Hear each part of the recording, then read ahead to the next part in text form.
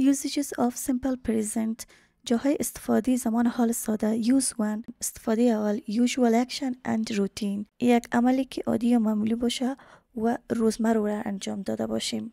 The action can be a habit, hobby or a daily event.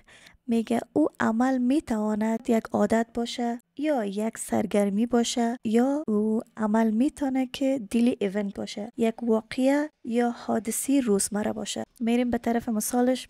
به طرف چارت ببینین دی چارت چی است. در جاهایی که قسم چلیپا استفاده شده، خب دی چارت ببینیم اینی پرزنت است، پست و یا فیوچر این زمان حال است. میگه یک عملی که او فعلا هم انجام شده باشه، در گذشته هم این انجام شده بوده، فعلا هم انجام شده و در آینده هم انشالله که در حال انجام باشه. اون قسم عمل که باشه از یوزج اول simple present tense استفاده میکنیم.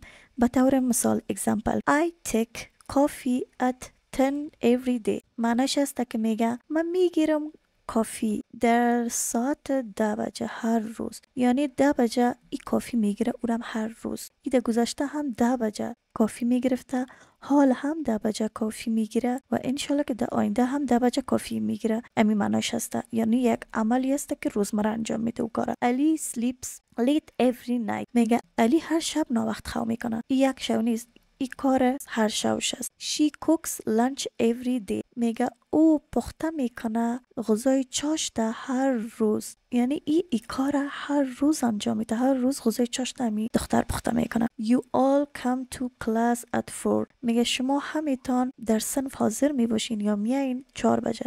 در گذشته همی 4 بجه یا در صنف حاضر بودن، حالی هم و در آینده انشالله که 4 بجه در صنف حاضر می باشه. He plays cricket in his free time. میگه او بازی میکند کرکت در اوقات بیکاریش. وقتی که فری تایم می باشه، بیکار می باشه، کرکت بازی میکنه.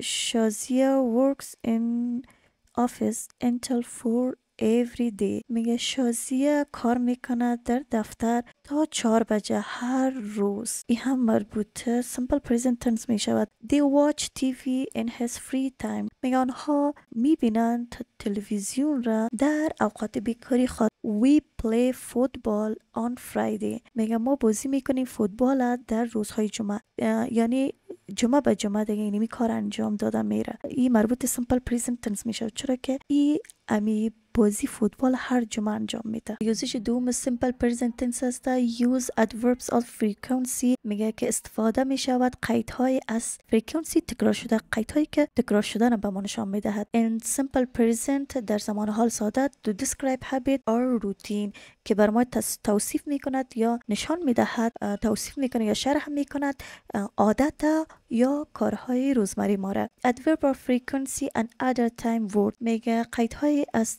frequency قیدهایی که مربوط تکرار شدن است. other time words و دیگر کلماتی که مربوط وقت می شود. مثلا annually یعنی سالانه، monthly ماهانه، every week هر هفته، daily هر روز، every day یم هر روز میگن، on Friday روزهای جمعه، always همیشه، usually معمولا، normally به طور نرمال، regularly به طور منظم، often غالبا، sometimes یعنی گاهی اوقات، occasionally گاه و بیگاه، seldom به ندرت بسیار کم، hardly ever ایرم به ندرت بسیار کم میگن، rarely ایرم کم میگن، never هرگز یعنی هیچ وقت یک عمل انجام نشده. به طور مثال he usually smokes cigarette یعنی او معمولا سیگرت میکشه. they always play football on Friday میگه آنها همیشه بازی میکنن فوتبال در روزهای جمعه. قید فرکانسی تکرار شده روزهای جمعه است و در اولی بود usually. usage سیوم simple present tense است about fact درباره حقیقت،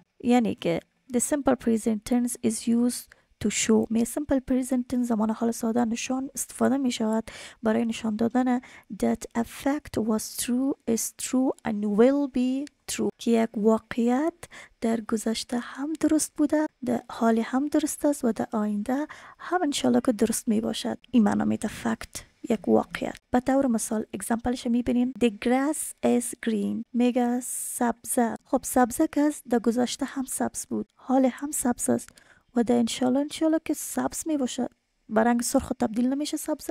sun rises in the east. آفتاب طلوع میکنه در مشرق یعنی شرق. این واقعیت در گذشته هم درست است، چون که در گذشته هم آفتاب از شرق طلوع میکرد، حال هم از شرق طلوع میکنه و در آینده انشالله هم از شرق طلوع میکند انشالله. The road curves very sharply. خمیدگی سرک بسیار شدید است. حتما درباره سرکی بوده که جای خمیدگیش در گذشته هم قسم بوده، حالی هم است قسم خمیدگیش شدید است.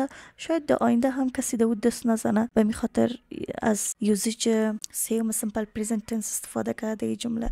The weather is hot today. امروز هوا گرم است. You are English students. شما دانشجوی زبان انگلیسی هستید. The earth revolves around the sun. میگه زمین میچرخد. Revolved around the sun. به دور آفتاب. یک حقیقت است، یک واقعیت است که در گذشته هم درست بوده، حال هم درست است و انشالله که در آینده هم درست می باشد. یوزیج چهارم simple present tenses. Use simple present tense with non-action verbs. استفاده می شود simple present tense همراه با فعل هایی که در عمل وجود نداشته باشند. Also called stative verbs. و همچنان گفته می شوند افعال ثابت and non-progressive verbs. افعال غیر پیش رونده نیز یاد می کنند. Non-action verbs express thoughts, feeling, senses, position and appearance. Non-action verb افعال که در او عمل وجود ندارد بیانگر thoughts افکار است، feeling احساسات، senses حواس، possession ملکیت، appearance ظاهر یا پیدایش. چرا میگیم non action verbs افعالی که در او عمل وجود نداشته باشند؟ به طور مثال اگر ما بگیم eat خوردن میگه، دیگه یک عمل خوردن انجام شده، اما یک ورب میتیم که به نام نو است. نو چی است فهمیده؟ دیگه کدام اکشن عمل شده؟ نخیر تنها فکر شده ای. ایره میگن که افعال ثابت. Note: avoid using these verbs in progressive tenses. استاتیو ورب میگه ایره استفاده نکنید در progressive tenses. زمانهایی که در حال جاری می باشه در اونجا استفاده نمیشه. خب میریم به طرف مثال هایشان. گفته I know علی. میگه من بشناسم علی را. دیگه شناختن است. ایره گفتن نمیتونیم که I am knowing علی. دیگه چی شده؟ آینجی گرفته. آینجی مربوط به زمان جاری را میگن. این استاتیو ورب گفته میشه.